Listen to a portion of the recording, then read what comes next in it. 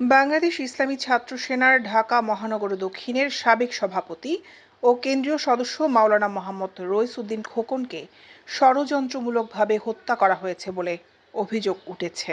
তিনি গাজীপুরের একটি মসজিদের ইমাম ও খতিবের দায়িত্ব পালন করছিলেন। জানা যায়, ওই মসজিদ কমিটি নিয়ে দীর্ঘদিন ধরে দ্বন্দ্ব চলছিল দুই পক্ষের মধ্যে।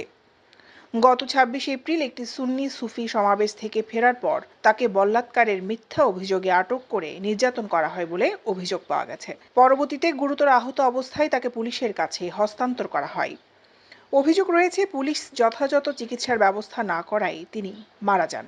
ঘটনার সময় তার মোবাইল জোরপূর্বক আনলক করে সামাজিক যোগাযোগ মাধ্যমে একটি ফেসবুক লাইভও প্রচার করা হয়, যেখানে রইস উদ্দিনকে অর্ধচেতন অবস্থায় দেখা যায় এবং পাশ থেকে কুৎসিত মন্তব্য করা হয়।